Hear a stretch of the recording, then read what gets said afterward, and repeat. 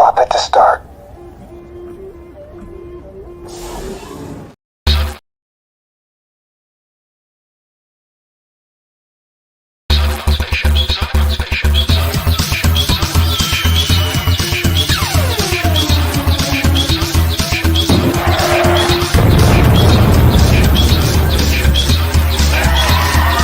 With MakingStarWars.net.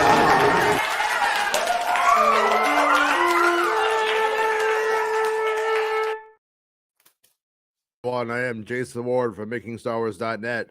Like the video or Santa will know. Santa will know. And you can subscribe to the show on YouTube, and you can subscribe on Spotify. There's video and audio on Spotify as well as, here. And also we're on all the podcast platforms now. So if you just want an audio version of the show, most of the time that will do the trick. So whatever you want, we got it. But how's it going, Mr. Rob? It's going good. I was thinking, we came from an era where titles for films and stuff kind of like got simpler and simpler, right? To the point where they made my movie Ambulance. I'm like, that's great. Good job. Yeah. Good job, everybody. But there has been a movement in comics over the last few years to make everything sound like an Agatha Christie novel. Like, they've come for the children. I think he's always watching would be the Agatha Christie, like, Santa Claus title, right? Yeah. Or he always knows. Santa knows. I don't know about Santa, but I like he's always watching. He knows when you're awake. Town. He knows when you're sleeping, Yeah. So Santa watches you sleep. I can make him stop if you subscribe to the channel and super chat us. If you super chat us, I will make Santa Claus stop watching you go to the bathroom. Sad part is Santa still uses a Zune HD. Hey, he's not giving it up. It was good tech, okay? runs on Soviet era tech. Runs on XP. Runs on XP. Right? Yeah, so a while ago, our friend Chris Spreezy, he lost a bet about a trailer or something. He's supposed to go eat Taco Bill, whatever they call it in Australia. I can't remember. But I am absolving him of his life debt to you, Rob, because he went and he did what you couldn't do, which is super chat. What is Roka's show officially called? The Hot Mic. The Hot Mic. He has a bunch of them, but the one that he does with Jeff Snyder is called the Hot Mic. The In Snyder. Yeah. So Spreezy went and asked him the important questions. Me and Bespin, we were playing video games, shooting the shit. We're talking to Spreezy. Spreezy's like, is watching the show. He's giving us the play-by-play. We're like, ask him. And he went and asked him. He went and did it. And so he did. I was watching live when Spreezy comes on. And it's like, oh, Spreezy. And I'm like, that's hilarious. Yeah. So. And now I hope you see your shortcomings here. He didn't quite ask what you said we should ask. Not only is it coming, Spreezy, but what does he think of it? He's a rebel. He's a rebel. He doesn't follow directions. He doesn't quote verbatim. You got to just roll with Spreezy. I love him, but he just does what he's going to do. Do you want to tell everyone what the question was? Because I don't think people remember yesterday's show. You want to? What was it? How are babies made? Yeah. What was it? What did he specifically? What did he think the chance of Taika's script actually being made? Would actually happen. You were also asking to him for dad. What did Snyder think of the quality of it? Or, what was his take on it? And the answer basically was that he had no idea. But Roka did say something. He said, when creatives like say something like, "Oh, we're just working on something," or "Yeah, we're always working on it," that's code for we ain't got shit going on. Like, and then Snyder went, "Yep." So if you kind of read in between it, right? Yeah, right. I mean, yeah, it can mean that, but also just Star Wars has that extra layer of bullshit to it. I know. Yeah, so it's like it's double stuffed. Yeah. So sometimes I'm actually not disagreeing with them at all at this point. Because by like I was saying before, like I am in no way trying to co-opt their scoops or whatever, but it's like that was what I reported like a month or two ago. Is I heard that 2025 film, there's one coming. If it's good, if it's bad, it doesn't matter what it is. one is coming. It's going to happen. Hell or high water. They are going to put something out. The Agatha Christie Star Wars titles one is Hell coming. or high water. You know? Star Wars, Hell or High Water. And Filoni's very happy about that title. Yeah. So you know.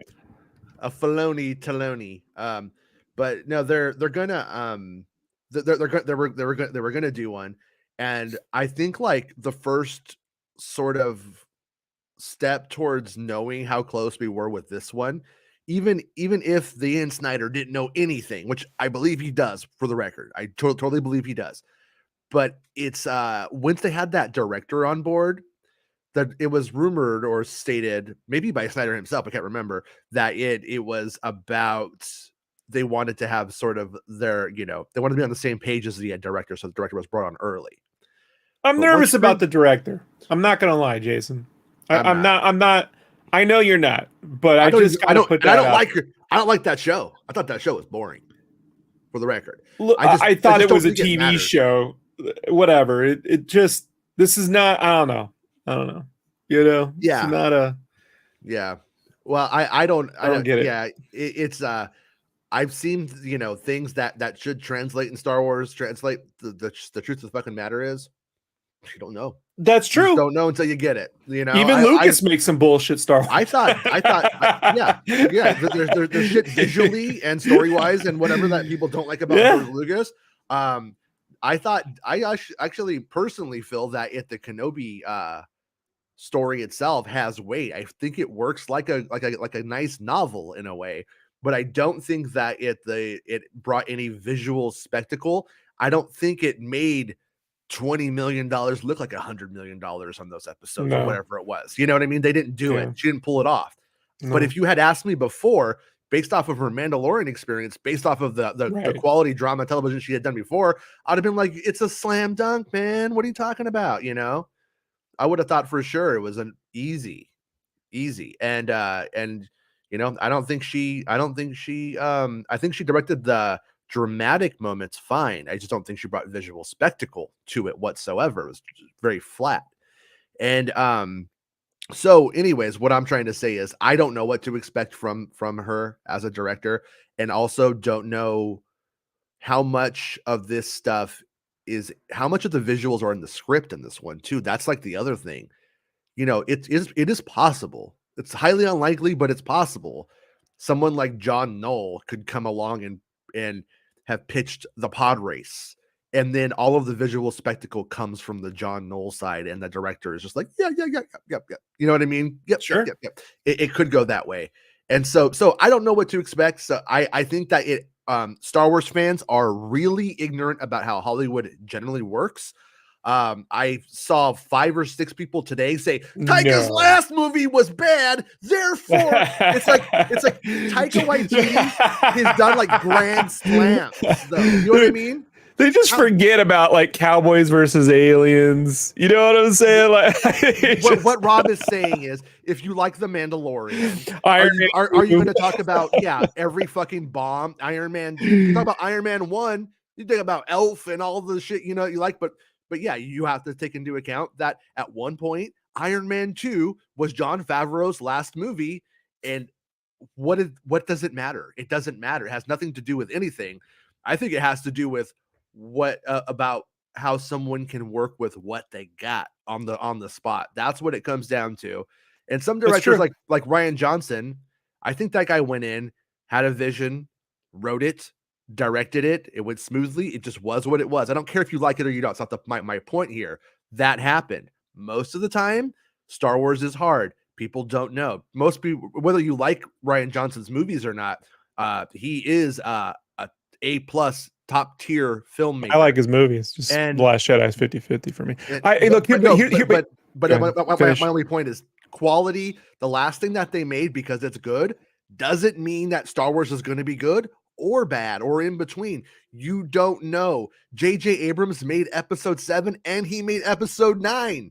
George Lucas wrote the first drafts of The Empire Strikes Back and he wrote Attack of the Clones. You don't know. Nobody does. It's hard. It's fucking. Well, what gets me around, like, it's just not, I'm just fine, whatever. But what gets me to not worry about it too much is I couldn't tell you who directed what episodes of The Watchmen, but he ran a good crew. Like, I fucking love that series, you know? I can't tell you who directed most of the Marvel movies, and I think that they're fine.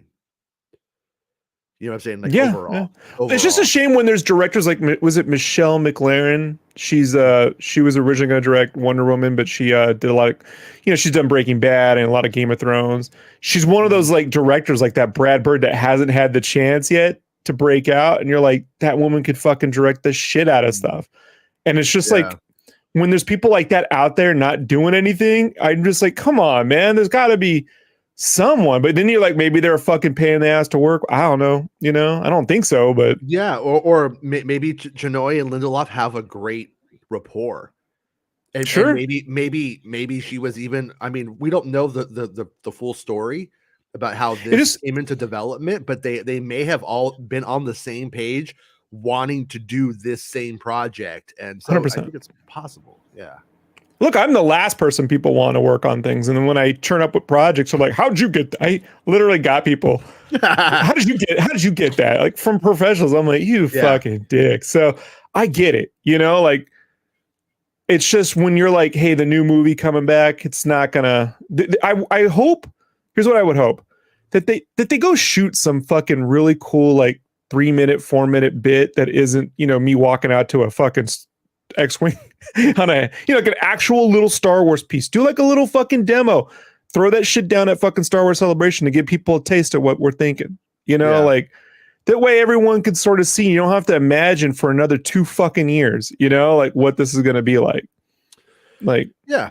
Well, okay. So before we get into like the story, like Jonathan, he says, I have low expectations on this movie, which personally might be better.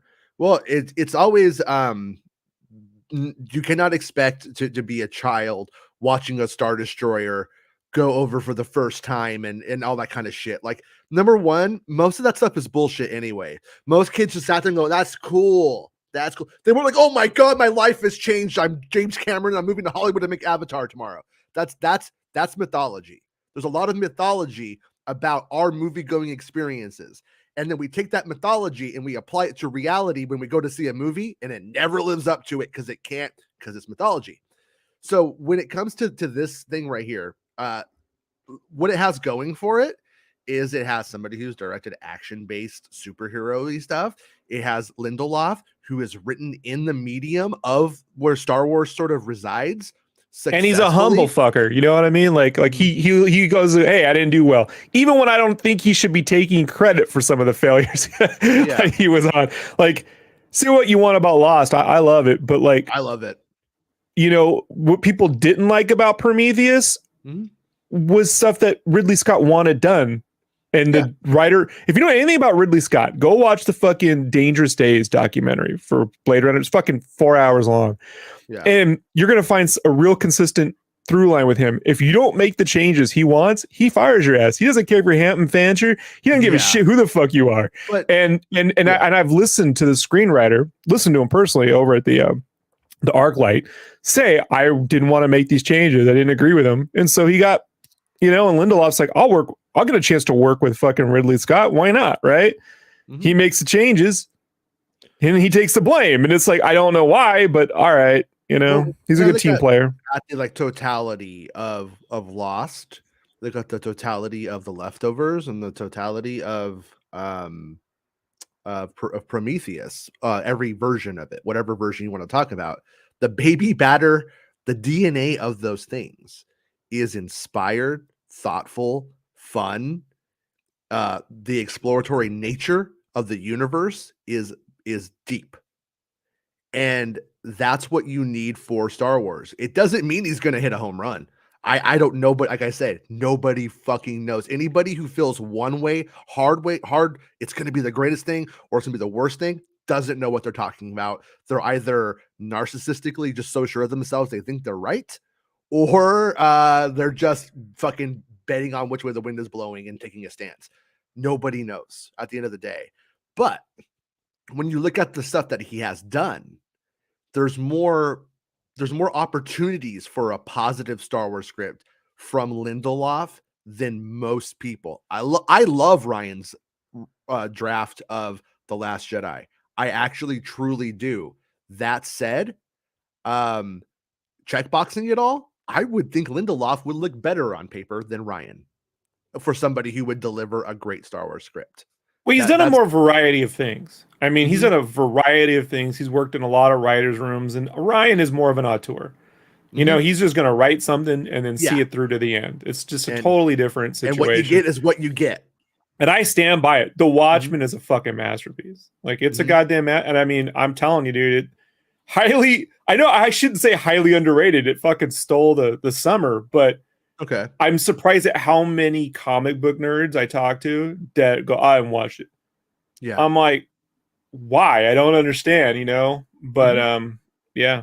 So well, I mean, somebody who also on top of all of that stuff though, like the Lego guys were both really good or are really great filmmakers. I just don't give them the respect that they deserve and still call them the Lego guys.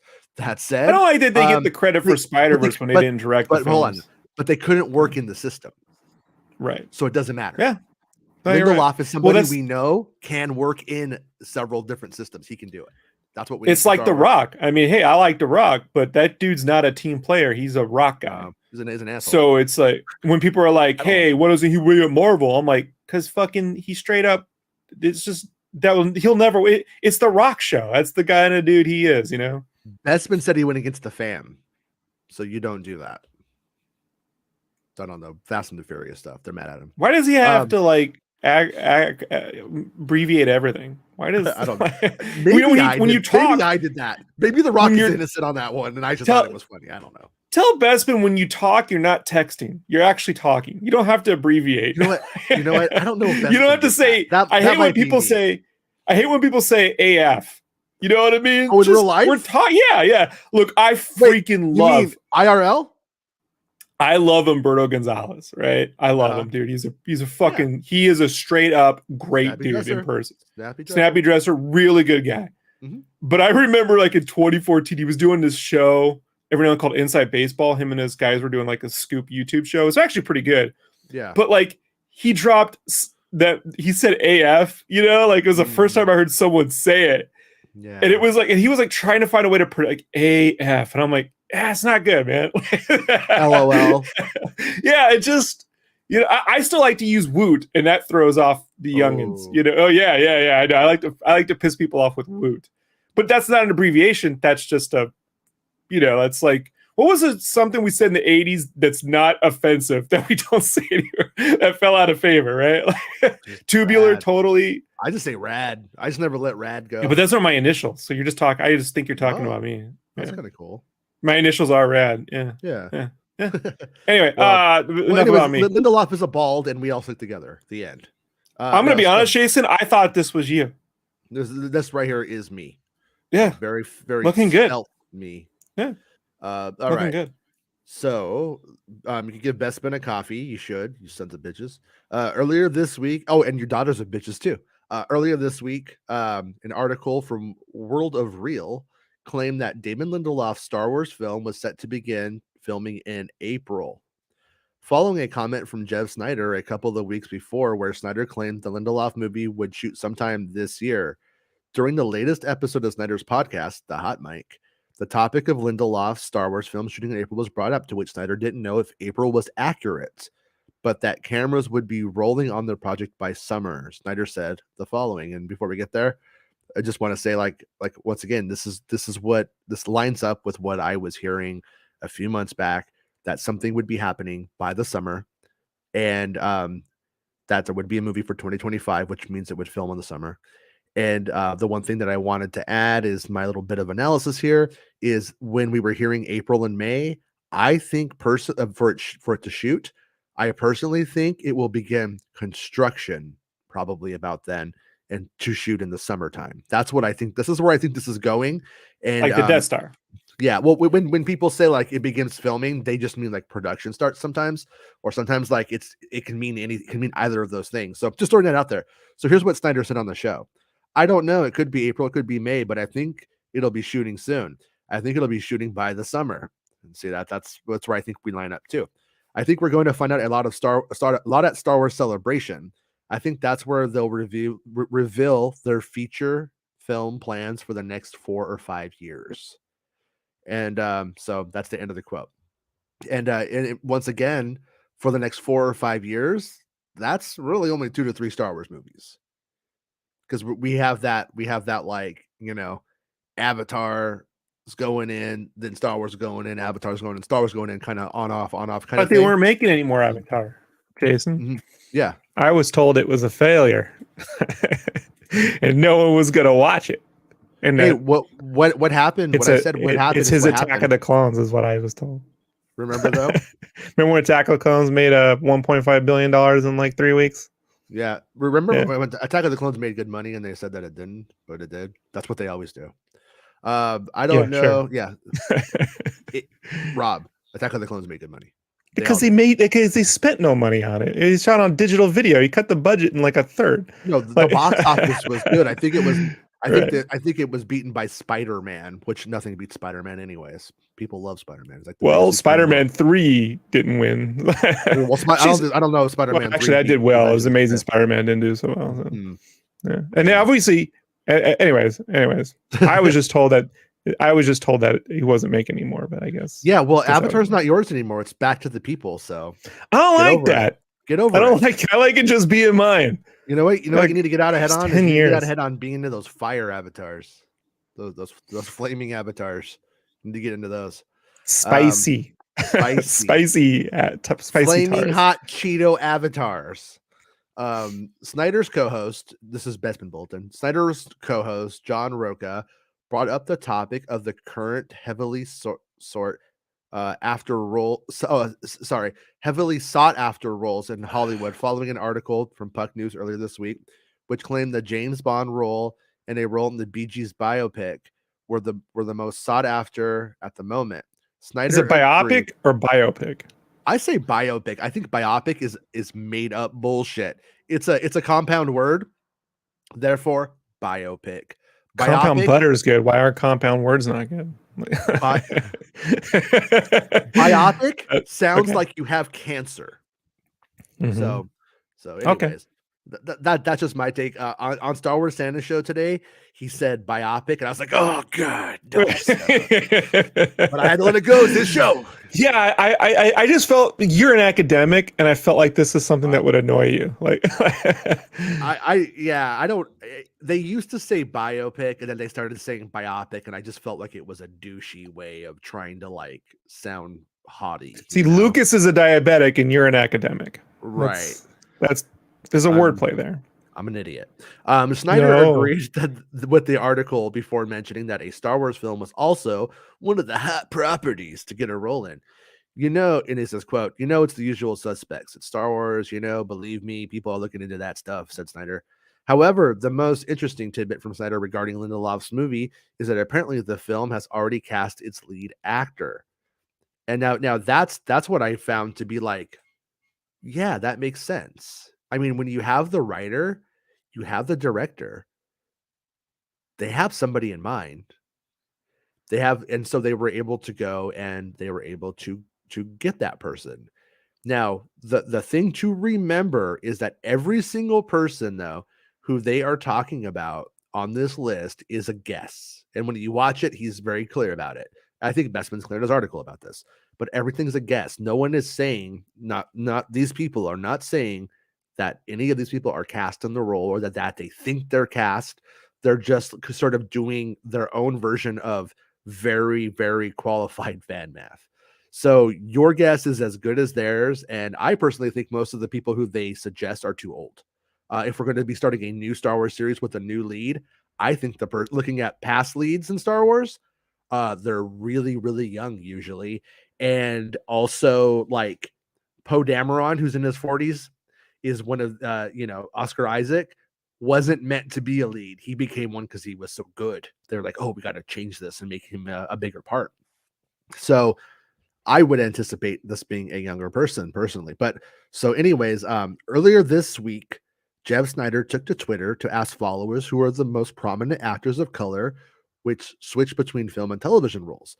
At the time, no context was given to this tweet, but during the hot mic, Snyder revealed He asked because it was in relation to the upcoming Damon Lindelof Star Wars flick and said the following. So Lindelof says, or sorry, not Lindelof, it's Jeff Snyder. So I've heard that the lead in Lindelof's new movie, the Star Wars movie, is Lindelof directing that movie. Now, we shouldn't have probably put this in the article, though, looking back on it. We know he's not directing it, and Snyder just forgot. He's not a big Star Wars guy. So he doesn't like hang on this shit all day. So anyway, so I heard that the lead will be a person of color, and likely, though it's not confirmed, it's what I took from it. It's a man. I couldn't get a name or anything like that. And I got to be honest. It's Urkel. Holy shit! Yeah. It's the There Urkel we rumor. go. It's Jaleel Urkel. White. He's on TV. He's in the I'm films. gonna tell you. He's Stefan. I'm gonna tell you. I would fucking buy 10 tickets opening day if it was like Jaleel White, Star Wars. Yeah. That's what it's called. Jaleel White. What is Star Wars? Yeah, yeah. And if we could get Tay Zonday to be his brother, I'd fucking. Oh my god, that's I can't wait. I'm a huge fan. You know, he follows me. When I got the Tay Zonday follow one day, I fucking ran around the house yelling, "Go!" Yeah, Love Tay Zonday. I never got the. I got the John Cena. And The other day, me and Bestman, we were playing Fortnite, and I DM'd John Cena, and I said, "Hey, John, you want to get on and play some Fortnite with us?" No response. You didn't say it. You got to type it in Mandarin. He would have replied if you had done it in Mandarin. He knows Mandarin. Hey, if you ever hang out with John Cena, you got to tell him, like, I have a total idea for fucking him as the son of Ernest. Like, I have been planning this for the better part of 20 years. The first time I saw him on the WWE, I'm like, that motherfucker looks like Ernest. I got it all worked out. My mic is lightly coming through your side of things, like your headphones or something, whatever. I don't see how. Yeah, just I got 2 messages saying I can hear you coming from his headphones or something like that. Just let me know. Maybe it's I have an earpiece in. Maybe it's when I scream like a maniac. I'll put the mic a little further back. How about that? It's what I took from it. So anyways, he thinks that it's a guy. And now don't get me wrong, I'm not trying to come in here and go like, oh my god, men are so underrepresented in Hollywood. But because that's not what I mean to do. But what I am kind of excited about it because it's been a long time. I mean, we got like Solo in terms of the films, we got like Solo, and everything else Star Wars that we got on screen were like female leads, and so it's kind of interesting to go that way. I think they're good. They went from Hunger Games to Percy Jackson, right? Hey, it works. I mean, I kind of wouldn't be surprised though if in the end this ends up being like, well, Jeff Snyder saying it is acting like he's heard it has a male lead, a person of color, and honestly, whenever Disney here's the other thing, when Disney says person of color, that's Disney not knowing if they should say black in the long haul. If it was an Asian man, they would say he was an Asian man. Right. If it was a Latino man or somebody from South America, they would say Latino. And when they say person of color, that's Disney's usual synonym for black, for a black man or black woman. And so in this case, and African American doesn't apply because what if they're not from America? What if they're a British person? Like John Boyega, he's not an African American. So anyways, what if it's Stylebender? Hey, Adesanya, dude. Oh, he's my favorite. But once again, we end up with a true game of like telephone here, where we don't know what the answer is because we don't know who his source is. So if his source is somebody at Disney saying that and using the company's internal like language, then we could probably ascertain this is a black man. What if his source is Bespin and Bespin's just not telling us? He better not be. All right. Better not be. I would be personally offended and hurt. No, so anyways, but Snyder couldn't get a name. So though Snyder doesn't know who has been cast in the role, after getting a slew of responses on Twitter for actors who bounce from film to TV, Snyder speculated that perhaps the actor in the role could be Jonathan Majors, Creed, Lakeith Stanfield, Atlanta, Knives Out. I like him a lot. I would love for him to be in Star Wars. I do think he's a little bit little bit on the like older side though to probably be a lead in Star Wars, unless it, you know what I mean. I just don't think so. I would love for him to be in it though. Yahya Abdul Mateen 2, Watchmen, Candyman, and Brian Tyree Henry, Atlanta and Eternals, with Snyder himself leaning more towards Tyree Henry. And personally, if it's any of those actors speculated about, I'd be over the moon. They're all incredibly talented, and yeah, they all are. So, and then elsewhere in the episode, Snyder was asked about the state of Taika Waititi Star Wars film. Which, where's our Spreezy shout out, Bespin? Come on. Which was originally supposed to release in 2025 before being sidelined by the Lindelof project. To which the journalist responded, "I don't know if it's dead, but it feels dead. I've already said it. The Damon Lindelof movie will be released in 2025. I think they already have their movies for 26 and 27. I don't know if Taika is one of those, but I don't really get much heat off that one or Kevin Feige's either, for that matter." So yeah, the Feige bit was the interesting, like, you know. I don't think the Feige one has ever gone into the oven, so to speak, if we're talking about getting heat off of it. I feel like they started writing it with Michael Waldron, and then that's all we heard. And Feige's not somebody who I would imagine Lucasfilm goes, "Hey, just so you know, we're shelving your Star Wars movie. It was nice knowing you. Good luck with your future endeavors at Marvel." I don't think that's the relationship that they have. You think Kathy gives him the three pats? Do you know the three pats? What are the three pats? When a girl gives you a hug and gives you the three pats, it's done. It's over. Oh, okay. Yeah. 1, 2, 3 on the back. If they hold your arm, like the side of your arm, when they talk to you, it's on. Okay. But if you get the three pats, you're never coming back from it. It's over. Okay. And you were also saying if they play with their hair when they're talking to you, send them dick pics, right? That's what you said? No, I did not say that. Okay, you didn't say that. You didn't say that. Okay. You've been hanging out with Santa again. Like, no, Santa didn't do that. Then it's like, I didn't say Santa. Them elves. I don't do nudes. I let Mrs. Claus paint me nude. That's it. So anyways, the hot mic has given us... She works in Play-Doh, though. You know what I mean? It's really weird. The hot mic has given us Star Wars fans much to chew on this week and past months. So be sure to tune into the show and show your support to Snyder and Roca, like Spreezy did. Seeing how fast... when you're a Welcher, you don't get cited. That's how it works. Oh. Welcher. Seeing how fast the Lindelof movie has seemingly come to fruition is exciting. It seems very likely to enter production soon. And here's the other thing is like, I don't think Bestman's being like irresponsible or anything like that, to be clear, but seeing how fast has seemingly come into fruition. So he says seemingly, that's the important part. We have to remember though, it's been like almost exactly a year since we learned about this through Snyder, which was then later on confirmed by the trades as time went on. We don't really know when Snyder or when Lindelof began. Yeah, he might run a real tight ship, you know?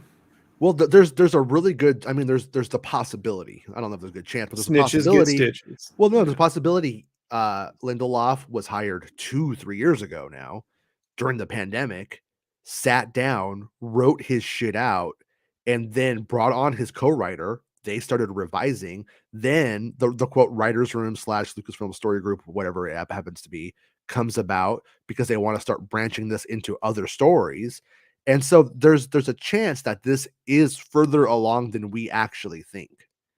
And that I'm hoping as we get closer to any of these people involved doing press and being asked questions, I hope the questions are actually like smart.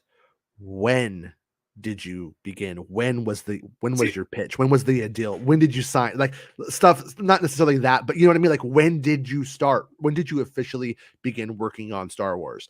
Because we might be in like year 2 or 3 of this right now, and it's going to film in a few months, and which is what we would expect. Actually, Kennedy keeps saying it's going to be it takes about 5 years to get one of these things from inception to, or from conception to the theater, and we might be seeing that. We don't really know at this Well, point. not if it's JJ. He can do it in 6 months. Yeah. Right? JJ could do anything poorly in any amount of time you give him. Yeah. He'll do it. Happily, peacefully, quietly. Yeah. I was honestly the whole time the sequel trilogy was going on, and like when we heard JJ was coming back, I was hoping it was going to be Lindelof who he brought with him, because I knew Kasdan was out. I knew Kasdan was done. Right. And so I was hoping it was going to be Lindelof who went in on 9. I think we would have had a better movie probably, but also probably Can we keep Chris Terrio away from licensed properties? Seriously. Yeah. I don't know. I would love to really know what Terrio brought to 9, like more concretely. Everything that we always hear was like JJ wanted, and it's like, but what did you bring? There's still a little bit of it felt to me, I've listened to him talk about it once. Yeah. And it felt to me, because he's real cagey, right? Yeah. He tried to bring like mythology to stuff. Mm-hmm. And I'm like, the problem with intentionally trying to bring mythology to it is everyone kind of like cites Richard Donner's Superman as a thing of doing that. And I'm like, Magowitz came in at the last second and saved him. Like, that's a product of like you kind of like lucked your way into that win, Mm-hmm. But when you endlessly try to bring mythology to things, it just comes off as pretentious bullshit. Yeah. And so like that's kind of where I'm like, look, some people are capable of creating a mythic look and tone. Like Tony Scott could shoot something and make anything look mythic. I mean, you could put Jason riding the mechanical pony outside of a Circle K, and it would fucking be the coolest shit you've ever seen. That would be mythic if I did that, though. Yeah. Strange but it would things look are mythic. afoot at the Circle K. Yeah, I know.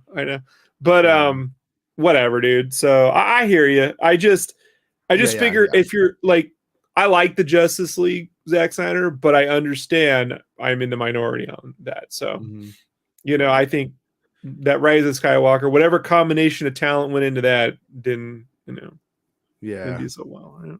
Yeah. Whatever. It didn't work for me. Lucasfilm and Disney must feel happy and confident with Lindelof's vision, which can only be encouraging. And once again, I'm gonna look at Bestman always says I'm the optimist. Like if when something happens, like yesterday we were talking about something on this. He's like, "Hey, why aren't you over the moon about this? You're the optimist of out of us two." And I'm going to be the pessimist on this part right here.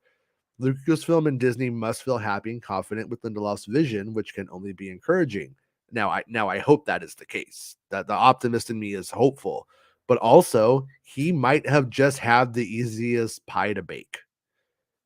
Like Taika's thing might have just seemed like, there's going to be, we see all these hurdles and it's a giant crystal. Yeah. It might just, you know what I mean? Though it really, his might just have been the easiest the easiest one, or the one with the most confidence, but it doesn't mean that they are confident. Taika was going to make the lead a giant kyber crystal in space that just talks to people. Like, oh, hello, I'm a kyber crystal. I'm a kyber crystal. Oh, sometimes I get spooky. Sometimes I get happy. Yeah. Pretty much. Go on adventures. You're like, all right. Also, I saw the trailer for that Renfield movie, and I think somebody else Taika some money. David Lindelof's film, which is set to be directed by Shermeen Obaid-Chinoy, Miss Marvel, is set post Rise of Skywalker. Will feature a new cast, though sequel trilogy characters could appear. And remember, and that's what me and Bestman were on Santa's show this morning, and we were talking about there is we think that original stuff about that happened that came out in the trades. We think that was a Lucasfilm plant. We think that was like basically it's close to an official press release without being an official press release as you can get. They're trying to sell us on the concept that this has potential to do things that we will consider to be fun. And if you don't like the sequel trilogy, you and I have a real about them.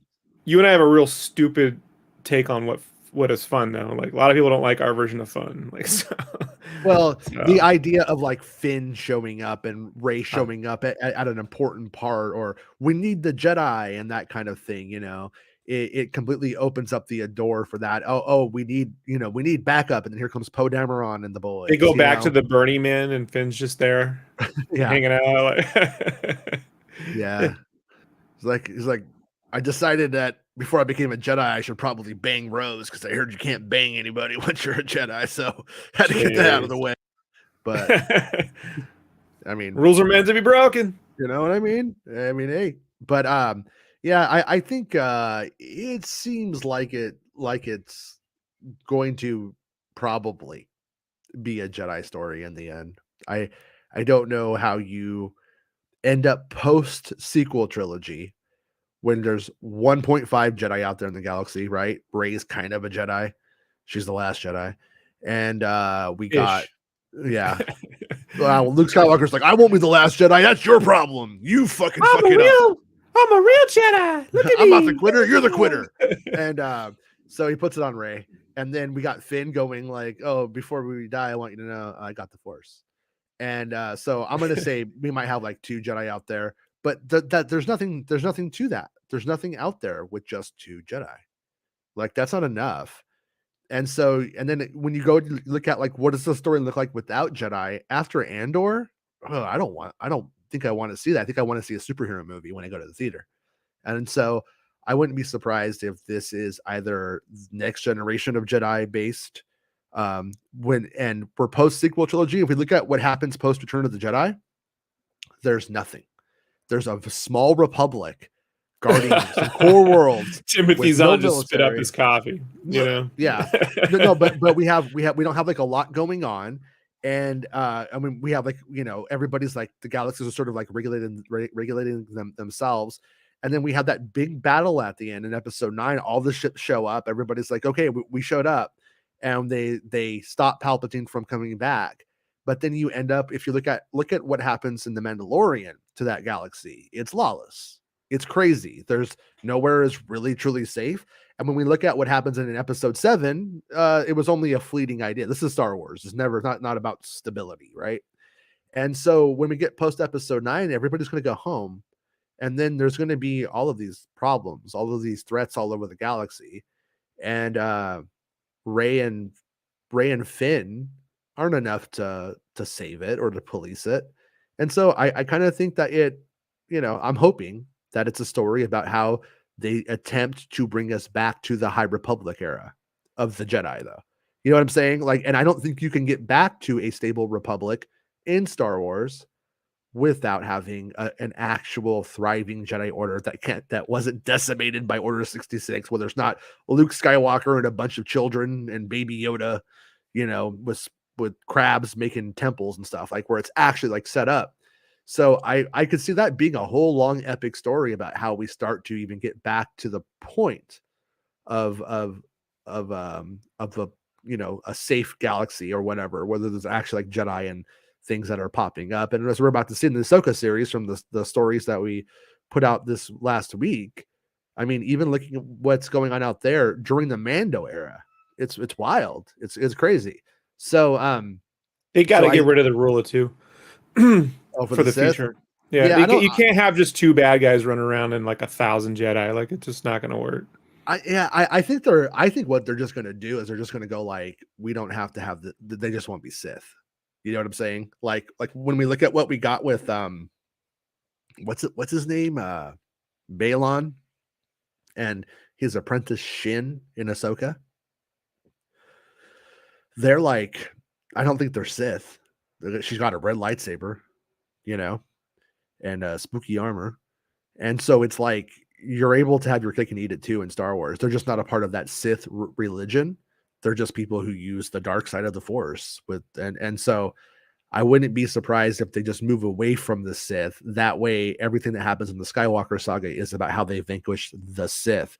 But you can't vanquish the dark side. You can't stop people from turning to evil or doing evil things. It's part of like our nature. And so you can't tell stories where that ever happens and then continue to tell stories where that happened. So I think I think they will. I think that they will just have where bad things start to happen all over. Bad people are always rising up and coming out of the woodwork, and like in the classic superhero sense, you have when you have the heroes and villains show up. And so I think that's what they will do. I think that would be the smart thing to do, and not for those poorly directed scenes from video game cutscenes where there's 15,000 red lightsabers, they're all rushing together and it looks messy and shitty.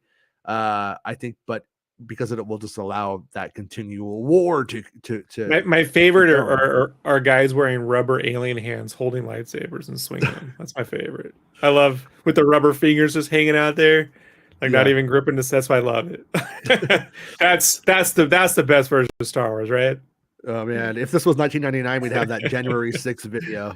Well, today's the anniversary. Oh wow, there we go. We'd have that video, all of them with red lightsabers, wouldn't we? If this was This 1999. also, so Fred the Elephant Boy from the Stern Show passed away. I don't know if you heard, but yeah. Oh, he did? Yeah. And so I was on a little bit of an old Stern kick last night, and I was like, man, that Eric the actor would have been at January 6th, right? When he had like a little Patton helmet on, like he would have like decked out his wheelchair. He would have had a little battering ram on the front, and he would have had been... super soakers and Pepsi, like yeah. Yeah, and that's the that is the other thing is I asked about that stupid Indiana Jones rumor that Indiana Jones would be Kathleen Kennedy's final film. Is that true? And I was told she's producing those next Star Wars films. So I don't see how that could be. So there you go. It is, as the true jokingly said. But Jason, the internet says Kathleen Kennedy has been sat around doing nothing for the last 2 years in terms of films. Yeah, and it's like, and she's producing it, and there you have it. I mean, in my opinion, that likely shuts down that rumor. But also, there probably will come a time when Kathleen Kennedy does leave. In the next 10 years, she's not going to live forever. And she will want to retire and enjoy her life, I'm sure, at some point, not making movies or working. And when that time comes, there will probably be a bunch of films that do have her name attached to it because they were brought into development under her tenure. So I will concede that could be the case, but I was specifically told Kathleen Kennedy is producing the next Star Wars movie. So if you have any...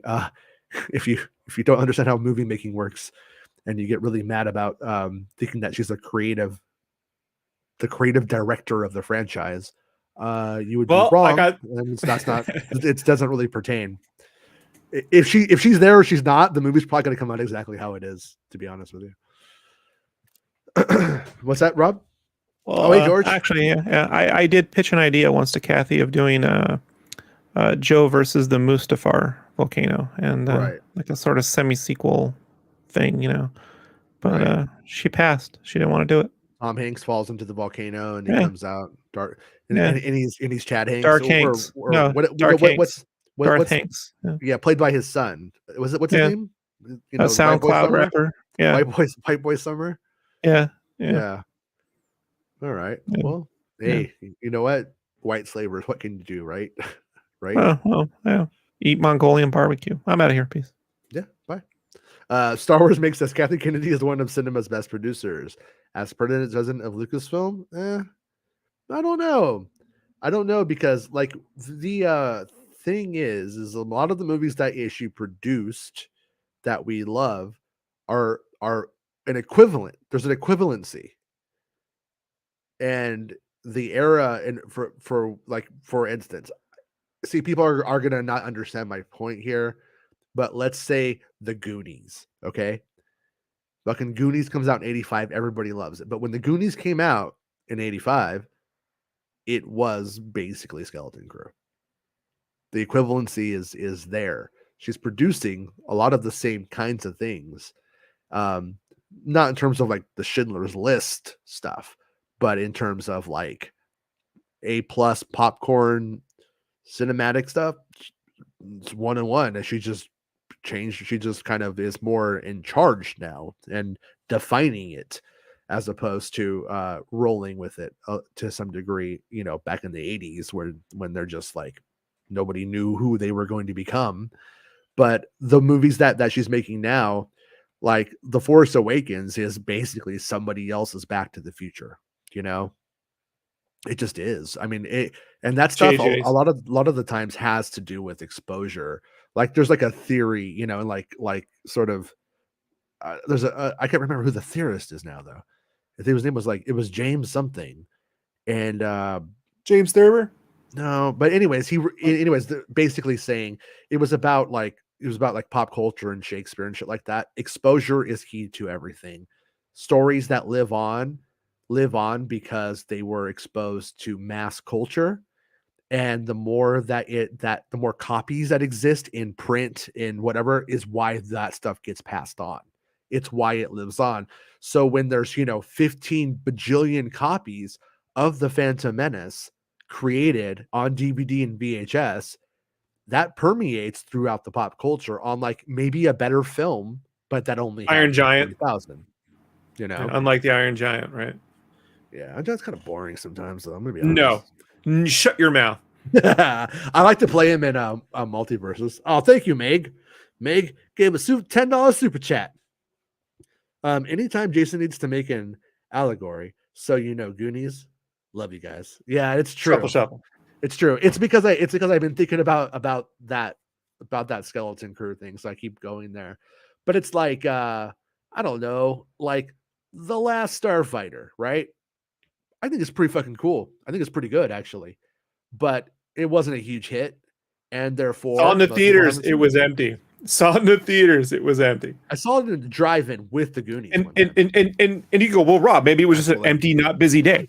No, because this was in the day when people just walked out of one theater and went into the next unchecked, right? And so we went, my uncle, we saw that. Then we walked into Star Trek 3, that was packed.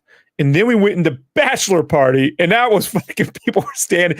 Jason, it was so packed, people were standing in the back just watching it, standing up. Waiting for the tits. It's not a good movie. So, but there was no one in The Last Starfighters. So that's why people used to watch those kinds of movies. Like, why else do anybody else watch Porky's? The shit's boring. It's stupid. But if you are, want to see boobs, there you go. Back then, that was back then. Boobs were a feature to movies. Different time. But 10 pounds. Did I say dollars? 10 squid. 10, Lindelof. Lindelof does things in squid. 10 Dianogas. Thanks to Shadows of the Empire, I never want to see another Dianoga ever again. Yeah. But so like Planet Fitness says, send Kathleen to the skeleton crew. Yeah, that's the thing, is like she's kind of the executive producer of most of these things, but also at a much higher level. So it's like if things aren't going smooth, that's when she comes into action, and then that's what the fans hear about, and that's why they think. But there's like, when there's 5 or 6 producers, those other 5 or 6 producers are the ones that are doing, I think, a lot of the most annoying things. She also has she's managing multiple productions at the same time, and that's not easy either. If you think about it, like that's a lot of work. Especially if one of them's called The Droid Story. Droid Story, yeah. That's the other question. Is Droid Story happening? The Emperor asks, you reported months ago about Vader being in the Ahsoka series being portrayed by Tom O'Connell. Do you have any updates on that? I know that they filmed it. They filmed Vader. They filmed Hayden doing the other thing I talked about, and so, but I don't have any. I don't have like specifics about what the actual scene is that I can talk about at this time. But they did get them all back together. The whole Vader team, like I said, that all happened. Star Wars Mix says 10 quid for the mum and the kebab after a drink at Spoons. And what is Spoons? There used to be a place called Spoons in Cerritos. Cerritos, yeah. Yeah, and it was like a Chili's type place, yeah. I went there after church with my grandparents. My aunt would take me, and I would get the platter of nachos that have beans, and I would drive them nuts for several hours, farting. Like she would go, and she go, please don't order the nachos. And I'm like, I'm ordering the nachos, like a little asshole. Like yeah. Spoons. And then, all right, and then we got one more article I want to bring up before we go today. Yeah, we're hitting an hour here. We gotta wrap it up. We do? Yeah, we gotta wrap it up. Listen to this guy acting like he has somewhere to be. Okay. Okay. Let's go. Let's cut this out. New Star Wars series from Jon Favreau and Dave Filoni reportedly in the works. In the latest issue of this is from Bestman Bulletin. In the latest issue of Production Weekly, a project listed as Untitled Star Wars Project has appeared. And though the listing has appeared several times before, with the belief previously being it was a Star Wars movie project being developed by either Taika Waititi or David Lindelof, it's now sporting a working title and has listed producers on the project. And the producers, though, are Filoni and Favreau, which is an easy assumption to make. So like, I thought this would be a bigger deal if we had like two unique producers, who we didn't know about. The Untitled Star Wars Project reportedly has the working title Ghost Track 17. And so for the record, I thought Ghost Truck from the UK and Ghost Track were the same thing, and they're not, but they sound the same. So that was my mistake. But sports, both Dave Filoni and Jon Favreau as the producers of the project. Now, not everything in Production Weekly should be taken as accurate, as sometimes they share internet rumors in their listings, which this may well be. Just a couple of days ago, Daniel RPK shared on his Patreon that a new series in the Mandoverse from Filoni and Favreau is in development, and he used the same working title in the post. Often, working titles are related to the project itself. For example, Skeleton Crew was codenamed Grammar Rodeo as a reference to The Simpsons, specifically the episode where Bart Simpson and friend head out on an unsupervised adventure after telling their parents that they were on a field trip to the National Grammar Rodeo. Skeleton Crew itself focuses on a group of kids lost in the galaxy trying to find their way back home. The Ahsoka series was codenamed Stormcrow, a reference to the Gandalf from Lord of the Rings, a figure in which Ahsoka Tano has been compared in the past and character Dave Filoni has seemingly been inspired by. So with that in mind, what can we learn from the Ghost Track 17? Typically, a ghost track refers to a song hidden on an album, meaning a song that would have been left off the record's track list and was left as a surprise for the listener. However, the inclusion of the hidden or ghost track has rapidly declined since the rise of iTunes and streaming services.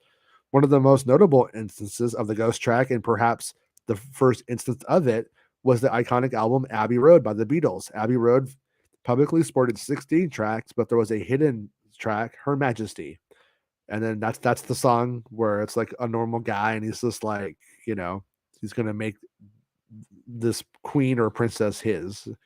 Someday I'm going to make her mine or some shit like that. So I wonder if the working title of this project, Ghost Track 17, is a direct reference to Her Majesty, Abbey Road, or the Beatles in general. And to me, it says it's about a knight who's in love with the queen. That's kind of where it seems to get, what it seems to imply, if in Star Wars lingo. Anyways, I'm sure there will be some. We will see that word "ghost" in the title and start screaming that it's a reference to Star Wars Rebels, and that may be the case. But I lean on the side of it being not. Here's the thing: is they never directly like reference something in the show, so it wouldn't be called like the Ghost Crew as the code name. They would call it like Paranormal Cruise. It would be something like that. It would be referential, but not something from it. Usually, I love to be wrong. So it'd be kind of fun if it was the Ghost Group, but you see what I'm saying? So it's unlikely. So Jason. Oh, hey, Filoni. How's it going, dude? We was going to call it Blue Chew Harvest. So we was going to call it Blue Chew Harvest. Rise of Filoni. Know what I'm saying? Yesterday, we were talking about how much what Willow's ratings have been. And he was telling me about Bluey, but I thought it was Blippy. And remember Blippy, that YouTube like kids show? He shit all over everything. And it was an interesting conversation when I was telling him not the cartoon. Nah, I don't watch that. That's for kids, Jason. I don't watch all that. But you watch Blippy because you shit on everything. No. I watch old Doug cartoons. I like Doug. Oh, okay, Doug.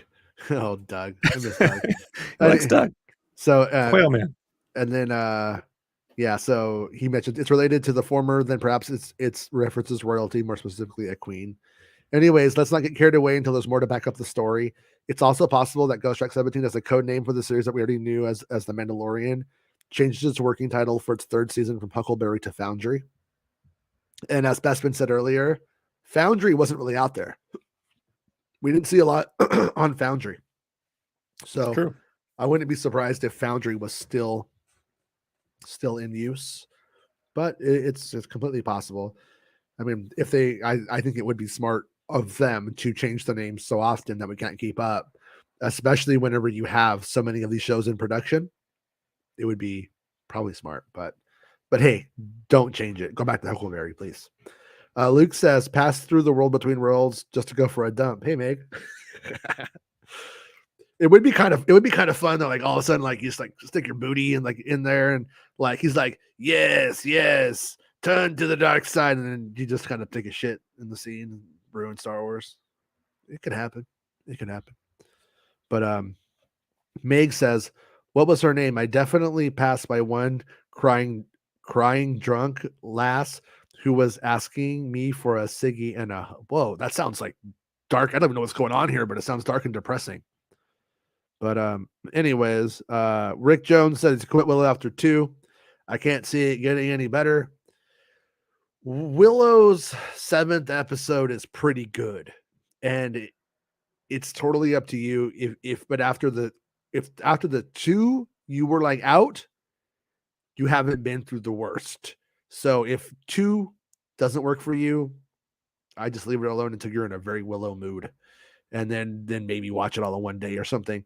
But it gets better. Like 5, 6, and 7 get better, but there's just a lot to get past, So, it just depends on. It's like I'm Padme and Willow's Anakin, and it's gone on a path I can't follow. I will watch the final episode though, and I hate to root against something, but my personal hope is this comes out and then it just stops and it fucks off for a while, and then they realize Borman was really good, and then they make a Borman spinoff and with Borman from Willow, and it's set like in the movies universe and not the TV shows universe of putting in rock music from Boomer's generation for kids today. It doesn't make sense. So fucking misguided. The fucking logic just frazzles my brain. But anyways, Meg, she doesn't go up north, so that's good. It's colder up north. But all right, well, we did it, Rob. We did the news of the day. Hey, we did it. I don't think the COVID is going to kill me. I think I survived. So I think next week should be a normal week. Tonight, I'm like, ugh. Can you do it right on air? That's all I ask. I did my test today. I tested today, and I tested negative for the first time. But I'm going to test one more time a little bit later before I go out or anything like that. Just I want right here for everyone to see. Jason, I want your permission that if you do die from COVID, only from COVID, anything else doesn't count.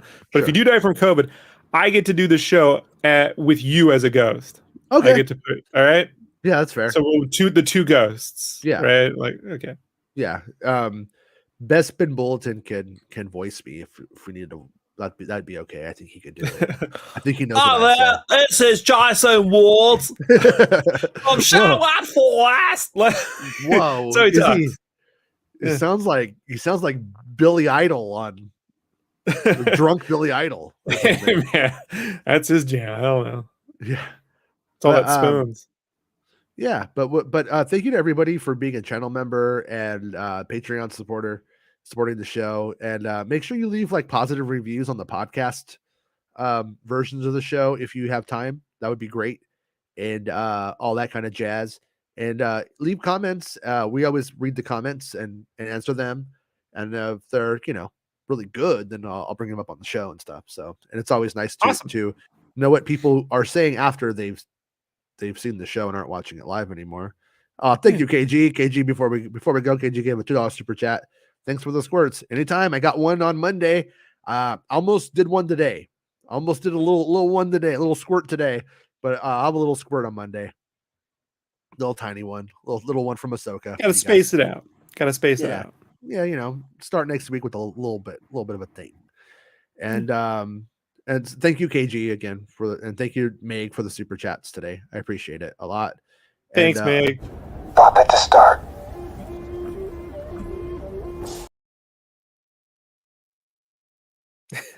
I can't help myself. By the way, Penny got this for before we go. Penny got this for Christmas. And Pop it to start. High score 24. Pop it. Twist it. Pull it. Pull it. Easy. Score 3. I suck. But yeah, high score 24. But no. It's still, I like Mando talking to you off camera. No. I think that should be a reoccurring bit. Right. He just talks to you off camera. Bye, everyone. Have a good weekend. And I just got over COVID. It really sucks. It's coming back in a really good way on the West Coast of the United States. So start getting your mask. Order your mask because you're going to need them. Let's just be real. By February, March, we're all going to be masking up again. So make sure you got it before they sell out and all that jazz.